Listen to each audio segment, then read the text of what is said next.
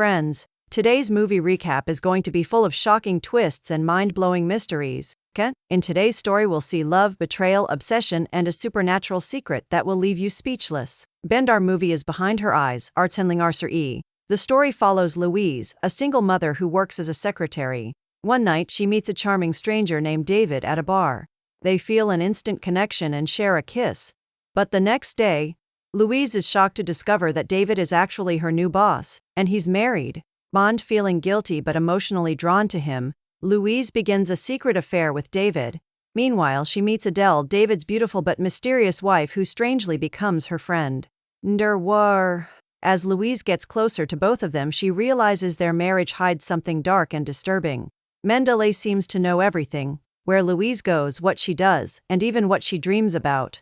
Soon, Louise learns that Adele and her old friend Rob had practiced a strange technique called lucid dreaming, where the mind can travel beyond the body. As the story unfolds, shocking truths come out, and in the final twist, we discover that Adele isn't really Adele. Her body is being controlled by Rob, who used the dream technique to take over her life and marry David.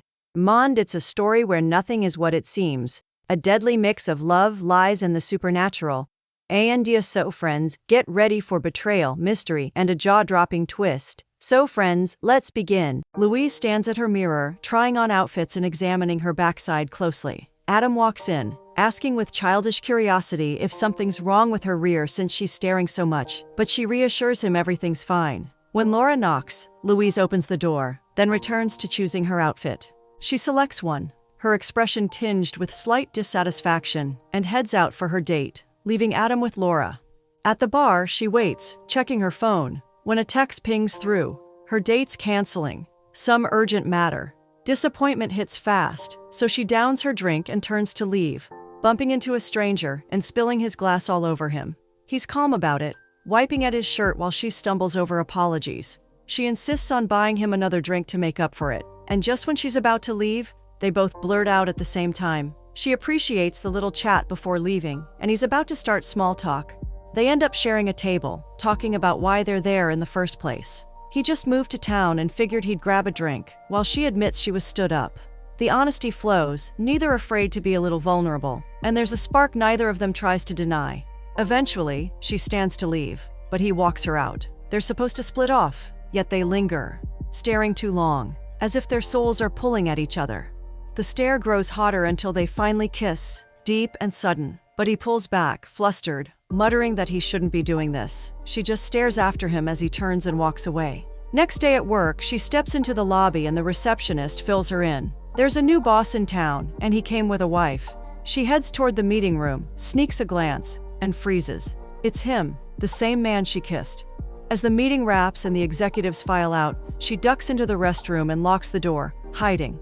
Later that night, she's on the couch with a blunt, telling her best friend the whole story. Sophie can't stop laughing, but Louise admits that moment, even without knowing much about him, was exhilarating. The marriage complicates things. He has a beautiful wife, but her friend brushes it off, telling her not to overthink. Don't worry about tomorrow. Let that shithead sweat it. Home again, she zones out, slipping into a trance where she sees her son running from her into some eerie space. She snaps back to reality, screaming, panicked, heart racing, forcing herself to calm down with a glass of water. Meanwhile, across town, Adele praises David as he talks about his new job. He's cool and distant, she's doting but shaky, reaching for her pills after he leaves with a forced smile. She chases him out the door, kissing him, whispering love, but he answers coldly before heading off. Back at the office, after school drop-off, the colleague notices Louise's sharp look and teases that she must be dressing to impress the boss. She shrugs it off, but when a snack spills across her top, every attempt to wipe it only makes the mess worse, and she nearly breaks down. She pulls the office together, eyes catching on the couple's framed photo, just as the new doctor walks in. He's startled to see her again, but she smooths things over with a calm introduction. They talk business, trying to bury the night at the bar, but as she turns to leave, he calls her back. He needs her help getting familiar with the area for his outreach work. She mentions her son and explains the divorce. He confesses they never had children, then crosses the line, asking if she sees him a certain way. She doesn't answer, just smiles faintly and slips back to her desk. That evening, the big boss, Mr. Sharma, hosts a dinner for the new couple. The husband and wife toss playful but pointed jabs at each other, light enough to draw laughter. She explains she left everything behind to move here, but he hints she had her own personal reasons. Back home, wine loosens her mood, and she straddles his lap, kissing him. He pauses, says this will be the last time, and she agrees, leading him upstairs. Clothes fall away, his body pressing into hers, deep and slow, her moans soft and her gaze locked into his eyes. When she whispers the 3 magic words, he stiffens, pulling away in discomfort. Even when she repeats them, he grows more uneasy, finally stopping. She gets up, shifts on all fours, inviting him from behind, and he takes her harder now, until the tension bursts. By morning, they wake entangled in silence. Way back, Adele's at the psychiatric home, white-clad patients drifting alongside her. She meets a man named Rob who talks gently about her sleeplessness and the dreams that haunt her whenever she does manage to sleep. Away from the mental facility and with her husband, he returns her phone, saying it's time she had it again. She's thrilled, and as he outlines new outreach plans, she beams with pride. At work, the secretary crosses paths with him again, dropping off a file. He casually asks about her weekend plans, stressing it's just a conversation. She says she'll be busy since her boy will be with his dad. The weekend comes and she has nothing but chores. After cleaning, she crashes and the dreams return. Floating pills, her son running into the same dark void, calling her name. This time, she sleepwalks toward the balcony, only jolting awake when her hands touch the railing. She staggers back inside, cuts her arm, terrified. Morning brings her ex at the door, dropping off their son, but with a proposal. His new wife is pregnant, and with a move to France on the horizon, he wants their boy to stay with them until the baby arrives, so the siblings can bond. She shuts it down instantly, refusing to let him go, and sends the man out. But the boy sulks, angry that she's blocking his father. She vents to her friend, who points out she's only punishing her ex for the divorce. Letting the kid go could give her space to rebuild her own life. The thought stings, but she knows her friend is right. Do you want to change your life? And this is your chance. Later, she tells her son she's changed her mind, and his face lights up at the thought of the trip.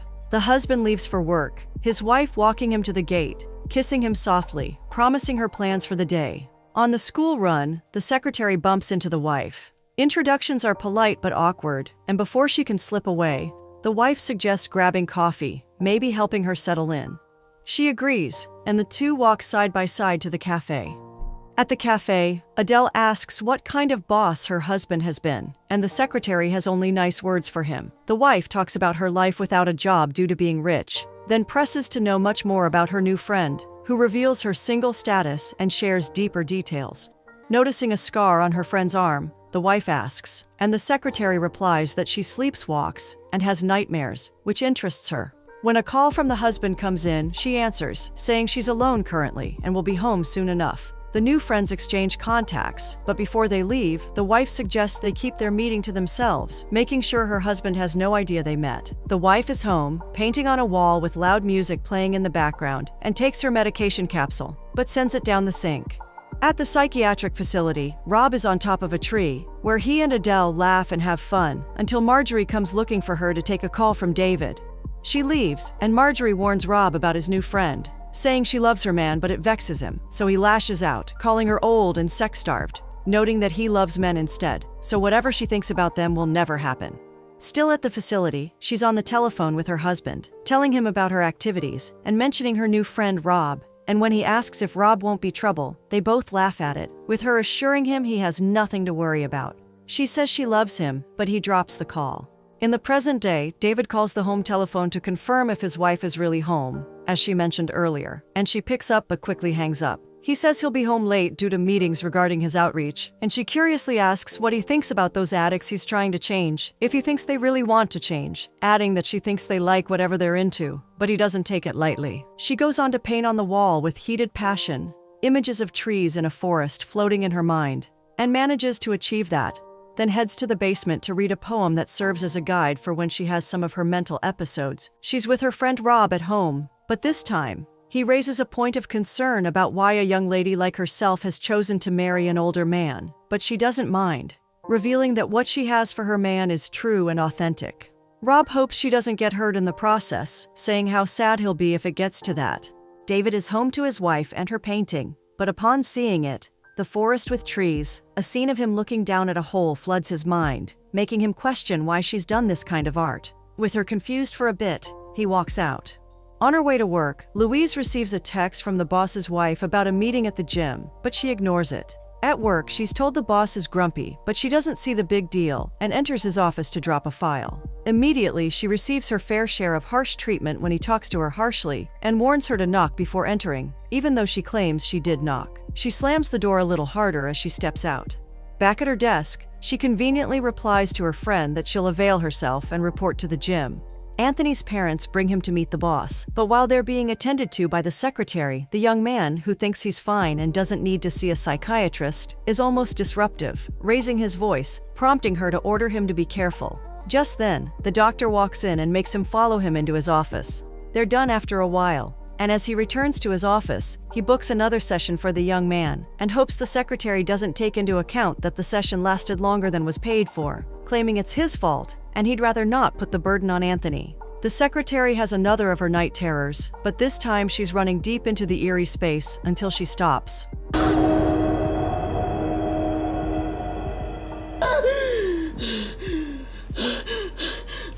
The wife sees her husband heading for work and calls out, but he ignores her, walking off without a word.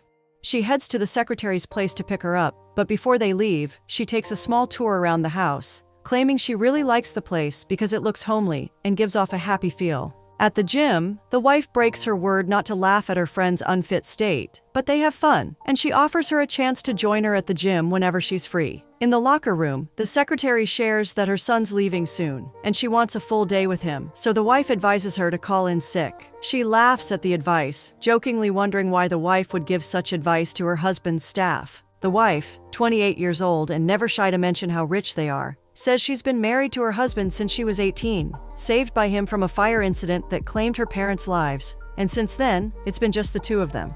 As they walk out to get something to eat, the wife sees a wall clock, cites an emergency, and quickly decides they will go to her place and fix something instead. At home, she prepares tea and reveals the reason why she always has to be home at certain times, but doesn't say much about why her husband doesn't call her mobile instead. Just then, he calls, and she steps away to answer. The two ladies have a meal outside, and the wife shows her friend a book, saying its contents will help with her dreams. The secretary complains she's always had the bad dreams, and the doctors who said she'll outgrow them also claim they aren't night terrors since she can remember. But the wife thinks they're wrong, having battled such dreams herself. She thinks they're both quite special people, but the dreams can be managed, telling her everything she'll need to overcome them lies within her, and encouraging her to dig deeper. The secretary begins sharing how she lost her mom at a tender age and couldn't bear it for long, prompting her to see a clairvoyant who revealed things only she and her mom knew. She got comforted when the lady said her mom was fine where she is, and for some reason she trusted the woman. She pulls herself from that emotional moment, and the wife hands her the book. She's home, patiently waiting for her ex, Ian, to take their son on his trip, smoking a cigarette while wallowing in tension. When he arrives, she gives her son Adam a warm hug before letting him go. Her ex is appreciative of the gesture and promises all will be well. The secretary takes up the book and begins reading, intrigued by its writer, Rob, who was in the facility, complaining that it hasn't done him well. With dreams returning any minute, he shuts his eyes. He thinks everyone there is selfish and dull, save for Adele, whom he totally adores, saying he'd do anything to get better for her sake. At home, downing a glass of wine as she reads, a knock at the door interrupts. It's David. He says he was just passing and thought to check by since she called in sick. She confesses she wasn't sick, only wanted to spend time with her son, who's on his way to France. He admits he had a feeling she didn't resume work because of how difficult he was the previous day, so he's shown up to pacify her, adding that he didn't want to go home, which is why he came all the way. She reveals she did like him, which is why she kissed him the other night, and this prompts him to say he hasn't had a good time with his wife at home, as he's been thinking of her lately. This makes her uncomfortable, so she asks him to leave, but at the door, as he hands over the glass, their fingertips touch, sparking a reaction. They begin kissing. He steps back inside, and they smile while taking off each other's clothes little by little. They hit the bed, and the secretary enjoys bouncing on the boss, kissing him at intervals while letting out soft moans. They're done having a good time and tell each other to keep their little affair away from the office. He plants a kiss on her cheek and leaves. He's home, but his wife, who's been waiting, ignores him. David wakes in the spare room, tiptoes out of the house without acknowledging his wife, and ignores a neighbor's greeting as he passes by. He enters his office just as the secretary steps out, and they're happy to see each other, but he's too stunned, forgetting their decision to keep things professional at work. So she brings him back to reality and calmly returns to her desk. Over the telephone, his wife asks what time he got home the previous day and why he left so early, but he stays silent, even ignoring her. "I love you." This time, she questions why he never says it back, pushing him until he reluctantly mutters the words, "I love you too." The secretary sits with her colleague Sue, chatting about their grumpy boss, and in a moment he storms out, slamming cupboards with annoying clatter, as if letting off steam. At home, the wife grabs a jacket, holds it close, sniffs it slowly, and lets tears roll down her cheeks. She texts her friend for a meeting, but the secretary, heavy with guilt, sees the message and ignores it. She's with Rob, who passes her a blunt, and though she's scared of how David might react, he tells her to keep it quiet. She insists she'll never hide things from him and expects the same openness from him. Rob talks about living with his sister, hearing her and her boyfriend's late-night lovemaking, and complains that the psychiatric facility he's in hasn't improved his condition. Before this, he grumbles that his book's guide hasn't helped lately, but his wife urges him to keep at it. The boss shows up at the secretary's door again, making her wonder why he's back. He's struggling to focus, saying this visit clears his head, but she's firm that their affair can't go on, admitting her guilt. He says he feels alive with her, the loneliness he's carried vanishing since their encounter, and she asks how a married man feels so alone.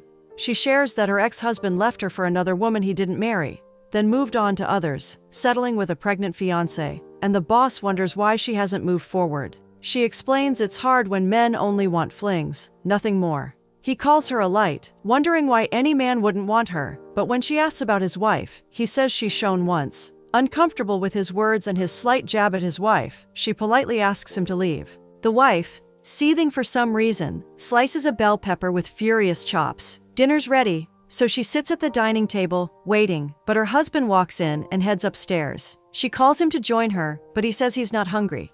She insists she's trying to make their marriage work and asks if he's having one of his episodes, but he loses his temper, screaming that she probably wants him to get a new job for her sake.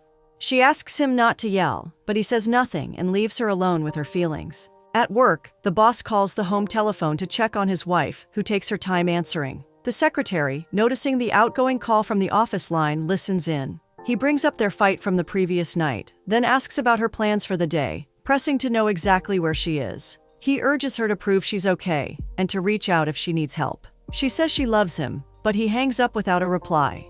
The secretary meets the wife for coffee, honoring her earlier invite. Adele opens up about her marriage troubles, her husband's frequent late nights, possible drinking, and his tense perfectionism. She sheds a tear, saying her friend is the only one she's connected with since moving to the neighborhood. The secretary offers encouragement, hoping things improve, but defends the boss, mentioning how he saved his wife from a fire. She admits struggling with the exercises in Rob's book, and her wife advises her to open her heart to change for the book to work. When asked about Rob, the wife calls him an old friend, agreeing he's an interesting character. As she practices the book's exercises, Rob talks about his dreams, which his doctor links to guilt, but he insists they stem from his family's poor treatment. He's chased by bloodthirsty people, so he runs to a safe space and locks them out. But instead of waking as usual, he finds calm and enters a serene place with Adele and a half-dressed butler serving drinks. He blurts out that he deserves a dream of his choosing, laughing when the butler's odd attire surprises her. The secretary keeps reading, questioning her own dream door, as the book suggests creating one for escape.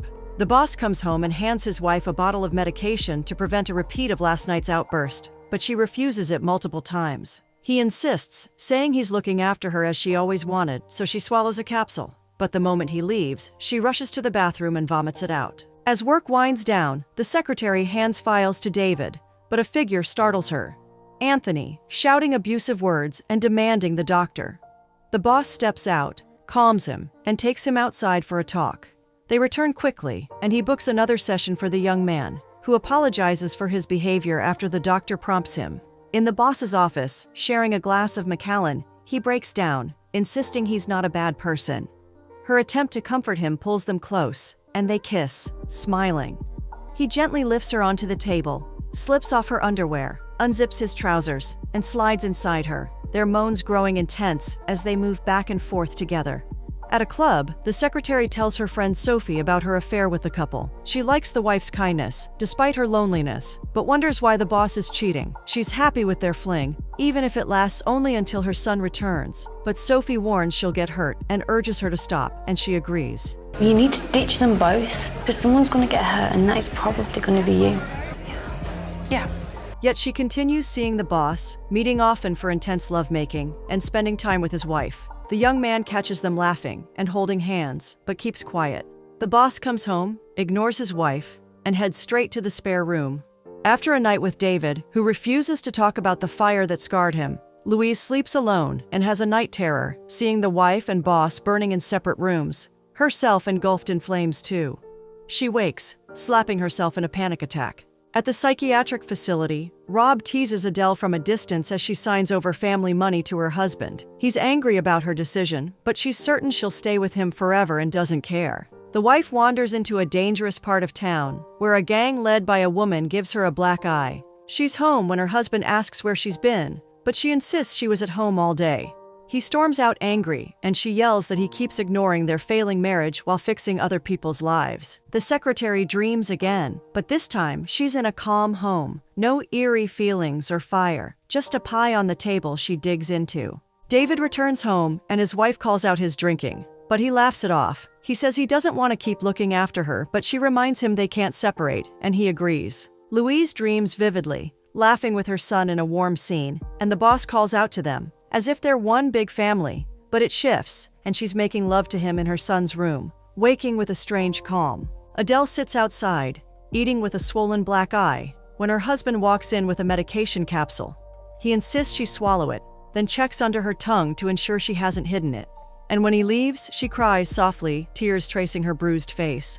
At the psychiatric facility, she talks with Rob about their time there, their paths soon diverging as her departure nears. He urges her to visit him after she leaves, his voice heavy with hope.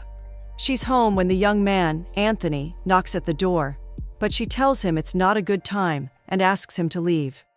He notices her black eye, offering help if she needs it, but she smiles faintly and says nothing more. What happened to your face? You shouldn't be here, Anthony. This isn't a good time. Please, go. I can help you. Thank you. Adele meets her friend as usual, but suggests a run in the park instead of the gym. Her black eye worries the secretary, but the wife brushes it off, calling it a domestic accident, her tone light but unconvincing. I had an accident with the cupboard. After their run, they sit on the grass, and the secretary thanks her friend for helping her overcome her night terrors. The wife shrugs it off, saying she'd be glad to help if the roles were reversed, her words warm but tinged with fatigue. At work, the young man's parents report the boss to Dr. Sharma, claiming their son saw him hit his wife, explaining her black eye. The head doctor promises to investigate per the facility's policy, but after they leave, the boss slumps, devastated by the accusation, questioning why they're not addressing the young man's intrusion into his home. Dr. Sharma calls the wife to confirm, and she insists it was a domestic accident. The secretary, seeing the outgoing call, listens in quietly. David storms home, furious, demanding why his wife didn't mention the young man's visit, but she confesses she wanted to keep him out of trouble. Her calm dismissal confuses him, and when she asks him to pick between flowers or she'll scream and cause a scene, he chooses quickly and storms out. He arrives at the secretary's place with a bottle of wine, hugging her tightly before spilling how rough his day was. She asks if he hit his wife, and he snaps, insisting he never touched her. He dislikes his wife's kitchen accident story, but the secretary, wanting the couple to mend, tells him to go home to her. Go home and sort your shit out. In a dream, the secretary passes through an eerie door, but it opens to a peaceful space where she meets the boss. Yet she sharply tells him to leave, and he does, fading into the calm. She reads Rob's book, where he writes about their time in the psychiatric facility, how much Adele means to him, and how he suspects the boss had sinister motives in the fire incident, believing it wasn't just a chance encounter. He vows to always be there for her, far more than her husband ever will. The wife sleeps peacefully at home. At the office, the boss meets the secretary and confesses that their affair wasn't planned, as he's been consumed with thoughts of her. He admits the strangeness of his feelings, but says he's in love with her. She feels she shouldn't be tangled in his life and starts to walk out, but he promises to sort out his mess. I'm going to fix it. I am. Adele, asleep, makes facial gestures, a pot boiling over until she wakes, softly calling her husband's name in a complaining tone, then cries briefly before letting out a painful scream. David. Anthony meets the wife at the park, and she thanks him for reporting her husband to his workplace, even though it got him pulled from the young man's case. She says it doesn't matter, her voice soft, and takes an envelope he hands her covertly. He hesitates to share something damning about her husband, but her persuasion pulls it out of him. She retrieves a box from a hidden compartment filled with tools and substances to feed her addiction, and items to aid it. Back in Scotland, Rob visits her at home, and they hug tightly, thrilled to see each other. She gives him a tour of her father's house, and he's awed, joking that one item could fund his junkie lifestyle until he kicks the bucket. He lights a blunt, but she asks him to put it out, as her husband will arrive soon and won't approve. He asks how she handles her wealth and beauty, and she admits it makes her lonely at times. He laughs, saying he'd trade places to feel that loneliness. The boss is home when a call comes from the gym, timed as his wife arranged, and he answers, confused when they ask about extending the secretary's membership. Sensing his wife's scheming, he hangs up, grabs her phone, and scrolls through her chats with the secretary. He stares at her in anger, saying nothing, then storms out while she chops vegetables, glances away, and smirks as he leaves. He rushes to Louise's house, banging on the door, and when she lets him in, he reveals what he found. He's furious she kept her friendship with his wife secret, but she counters that he's guilting her for befriending a lonely woman who's done nothing wrong. She calls their affair the real mistake, saying they've been unfair to his wife. He warns her to stay out of his marriage, claiming she'll never understand certain facts, but she retorts that she knows he's taken all his wife's money. That crosses a line, and he fires her on the spot, demanding her resignation by morning, threatening to expose her chats with his wife if she resists, and warning her to never see her again. You're fired. You hand in your notice to Dr. Sharma. You stay away from me. The secretary tells Dr. Sharma she's resigning for an urgent family matter, but he refuses to accept it, promising to hold her position until she's ready to return.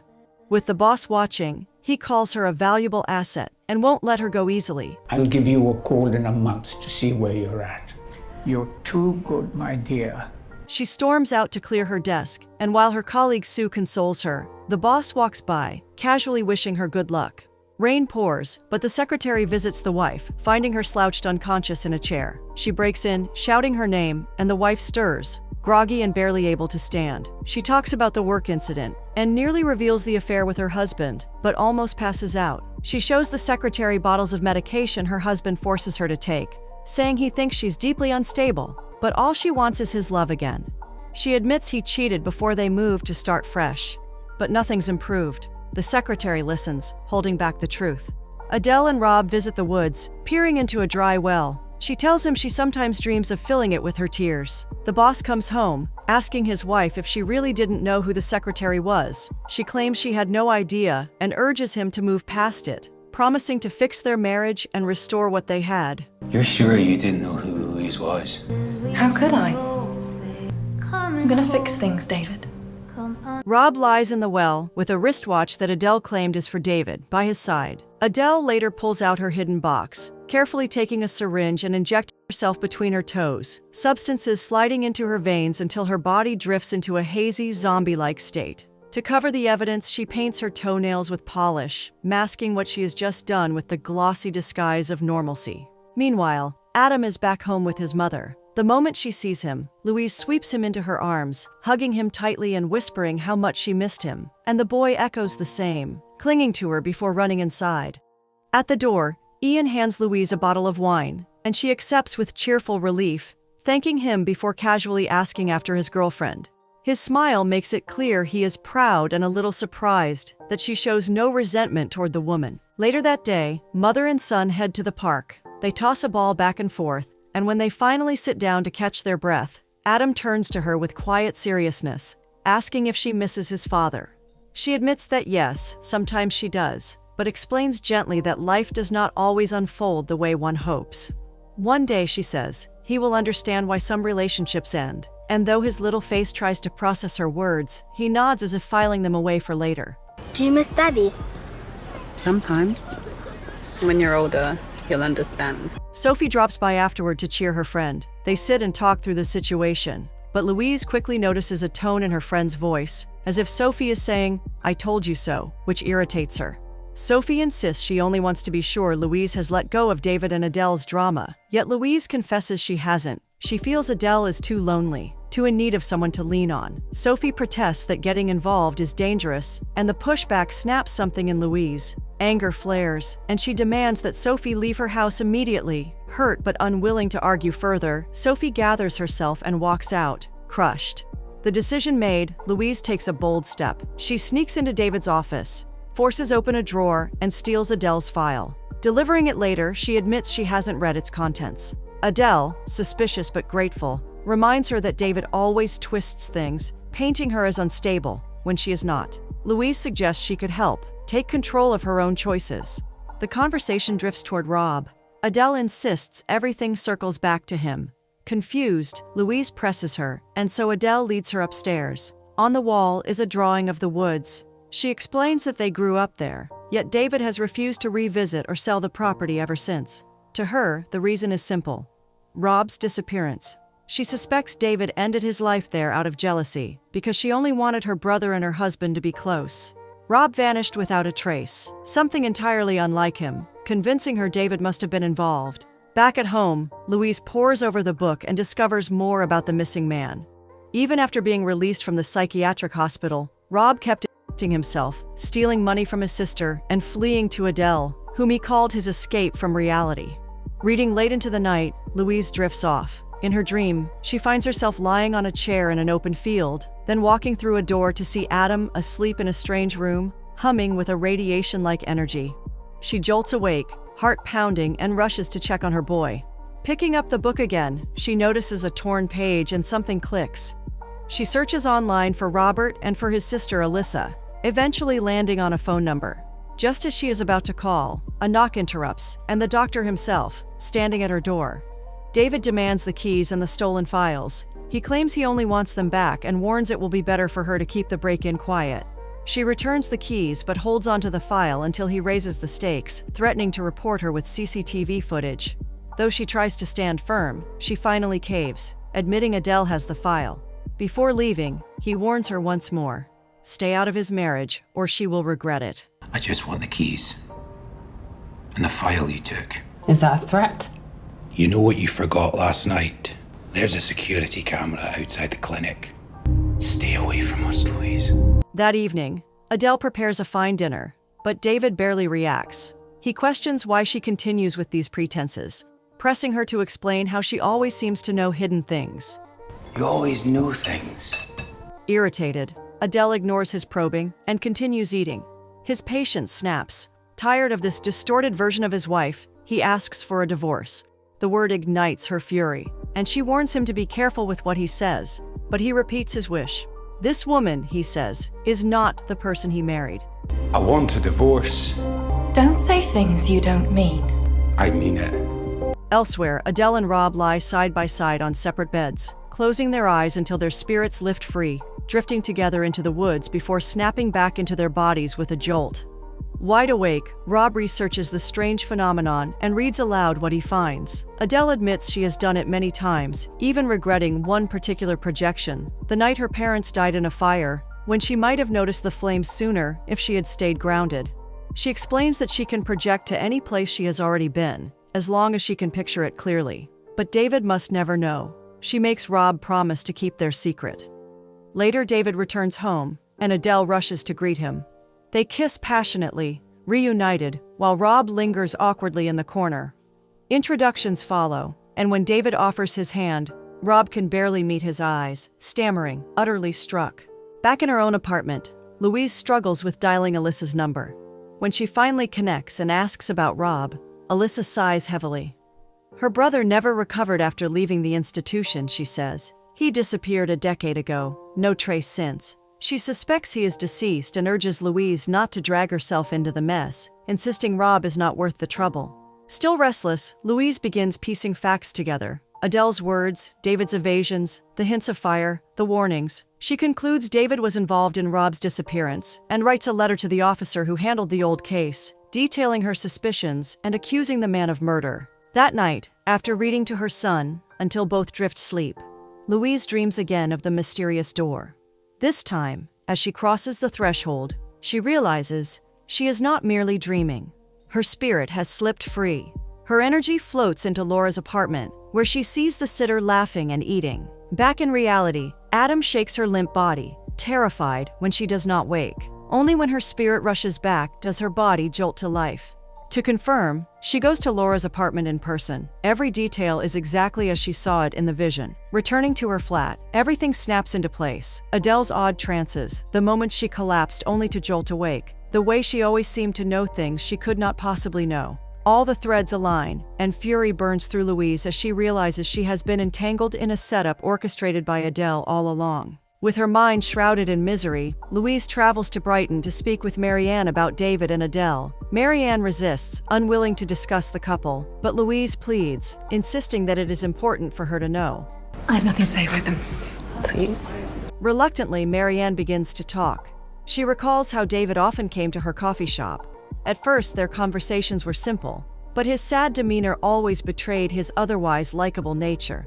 In time, he opened up to her, admitting how unhappy he was. He often wondered aloud how it was possible to believe you knew everything about someone, only to realize you knew nothing at all. Marianne had advised him to leave his marriage if it was transforming him into someone he no longer recognized. Still in Brighton, Adele suddenly appears at Marianne's door. She warns Marianne against giving her husband foolish advice and tells her to stay out of her marriage, cruelly mocking her as a lonely woman with nothing but a cat for company. Stop talking to him. He doesn't need your advice. A miserable old twat with only a cat for company. Marianne returns home only to find her house ransacked. Her cat is nowhere in sight. As she moves upstairs, she sees the word slut scrawled in bold red letters across the wall. A sudden meow startles her, revealing the cat has returned, but before relief can settle, the doorbell rings. It is Adele, holding a knife she had taken earlier from the house. She makes chilling remarks about how dangerous it is to live alone with a cat, then hands the knife back in a cold gesture before leaving her to go inside. Shaken, Marianne calls David instead of the police. David begs her not to press charges, even promising to leave Brighton, but matters do not unfold as he hoped. Adele seems determined to make Marianne's life miserable. What unsettled Marianne most, however, was David's reaction. He always appeared frightened, never surprised by what Adele had done. Her advice to Louise is clear: stay far away from their marriage, no matter the cost. At the mansion, Rob prepares a meal, while Adele and David laugh at his cooking style. Despite the lighthearted atmosphere, Rob often struggles to take his eyes off David, his gaze betraying both longing and discomfort. During the evening, David admits that he once felt insecure about Rob's presence, but now he is reassured. Adele embraces him and reminds him that he never had anything to fear, unless, she adds cryptically, it was Rob in the facility. They raise a toast to friendship. Adele then sends Rob to fetch a camera. On his way out, he makes a fleetingly sad expression before returning to capture the picture. He hands it over, awkward as ever, while the others laugh. Later at dinner, Adele and David can hardly keep their hands off each other, kissing passionately as Rob looks on. He disrupts them by clanging utensils, pretending he wants to clear the dishes. Adele, weary, excuses herself to bed, leaving the two men alone. Rob seizes the moment to speak candidly. He admits that he once suspected David of being an opportunist, marrying Adele for her wealth. But over time, he has come to see David's sincerity. David responds quietly that such suspicions have followed him his whole life, given his poor upbringing and the fact that his family worked for Adele's. For him, it has never been about money, only love. Rob confesses that he envies what Adele and David share, which draws a warm smile from David. As David heads inside, he pats Rob's shoulder, a small touch that lingers with Rob and leaves him sighing as though he longs for more. That night, Adele and David make love intensely, their cries echoing through the house. From afar, Rob astral projects, his spirit floating into their room. He watches them, eyes fixed on David, enthralled until the vision jolts him back to his own body. Elsewhere, Louise calls David's office, disguising herself as Marianne, and arranges a meeting. When David arrives, he is startled to find Louise waiting. He tries to leave, but she stops him. Louise lays out what she has discovered, calling Adele a clever psychopath who has always known about the affair. She insists Adele befriended her only to turn her against David. Though David struggles to accept it, Louise is certain of her findings. When she asks about Rob, David is stunned, but eventually admits Rob is gone and begins to tell the story. Driving home, David finds Adele in tears. She collapses into his arms, sobbing as she explains that Rob introduced her to substances. One night, she tried the powder he offered, but Rob overdosed on his own supply and never woke up. Panicked, she dragged his body to the well in the woods and disposed of it. In her frenzy, David's watch slipped inside with him. Furious, David races to the woods and confirms the grim truth. He insists they must call the police, but Adele pleads otherwise. She fears a return to the psychiatric facility and argues that no one even knew Rob was there. David is shaken to the core. As Adele professes her love and desperation, he can only stare, still frozen in shock. Later, in the park, David tells Louise the truth. He admits they have lived with this secret for years. For him, the weight has been unbearable, but Adele seems to carry it lightly, moving on as though nothing happened. He vows to go to Scotland to confess everything to the police. Louise offers to help, but he insists she stay away from both him and Adele, extracting a promise that she will. Fearing the danger she now faces, Louise takes her son to his father's house for the night. Alone at home, she calls out for Adele, demanding she reveal herself. Moments later, her phone rings. It is Adele, as though she had anticipated Louise's need. Louise lashes out, accusing her of spying on her and watching silently while she slept with David. For Adele, it was always a game, to turn Louise against David and draw her closer instead. Louise mentions Rob's passing and how Adele claimed David was responsible. The accusation enrages Adele. Why? She demands. Did Louise tell the police? Louise insists it was only to help Adele, to free her. But Adele dismisses it, revealing more lies and contradictions. Louise warns her that David is on his way to confess everything. This strikes Adele deeply. If David speaks, she will lose the only man she has ever loved. When Louise suggests she finally reveal the truth, Adele silences her with a scream of anguish. At the mansion, David prepares to travel. As Adele bids him goodbye, Rob is in the bathroom himself with substances. Adele enters and offers him a box to store his supplies. Grateful, Rob praises the perfection of David and Adele's love. Adele recalls the fire, blaming herself for being absent in spirit during her projection. If she had been present, she believes, perhaps she could have saved lives. Rob urges her to let go of the guilt, then excitedly shares something new he has learned, hoping they might try it together. I read about something. Something we should try. Together. Alone, Adele writes a letter. In it, she confesses the truth about Rob's passing and her role in disposing of his body. She insists David is not guilty, only complicit out of love for her. She admits she cannot face the consequences of what she has done. Resolute, she empties her prescribed pills into the sink, stuffs a cloth into the control system to trigger a fire, and prepares to protect herself. Before she does, she sends a final text to Louise. She is leaving, doing the right thing, and hopes Louise remembers they were once friends. Panicked, Louise calls her repeatedly with no response, then drives to her house. Inside, Adele sets the circuit ablaze, injures herself, and collapses unconscious as smoke fills the house. Louise arrives, pounding on the locked door. Peering through a window, she sees smoke curling upward. Desperate, she recalls Rob's book, performs the exercise, and astral projects into the house. Adele projects too, meeting her in the other realm. Louise's soul slips into Adele's body, while Adele's enters Louise's. Adele, now strong in Louise's body, retrieves the spare key and enters the burning house, while Louise lies trapped in Adele's weakened form. The body on the bed calls weakly to the one standing, insisting she is Adele. But the figure in Louise's body refuses to accept it. With Adele's body unable to resist, Louise's displaced soul is injected with more substances, silencing her permanently. Her final word is her son's name. The lifeless body is dragged outside. Adele, now fully inhabiting Louise, collapses into feigned sobs just as the police arrive, the fire consuming the house behind her. In the days that follow, she trains herself to mimic Louise's speech and mannerisms. Visiting Ian to retrieve Adam, she appears cold and stern, offering no smile or warmth. She warns Ian subtly to stay out of her business, but Adam senses the difference, asking why his mother seems so strange. She brushes it off and urges him to move faster, even shoving him slightly. Ian watches in silence, unsettled but unwilling to interfere. Soon after, she meets David in the park. He embraces her, believing she is Louise, and they share a kiss. Far away in the woods of the past, Rob and Adele experiment with astral projection, attempting to swap souls.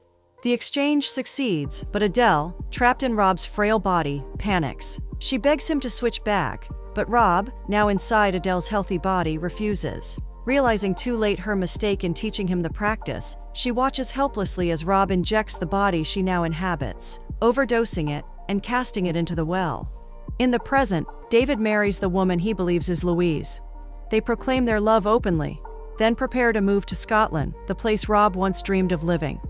On the journey, she suggests a cruise for their honeymoon. Adam frowns and reminds her that his mother hates boats. With a sly smirk, she replies that she must have changed. Maybe I've changed.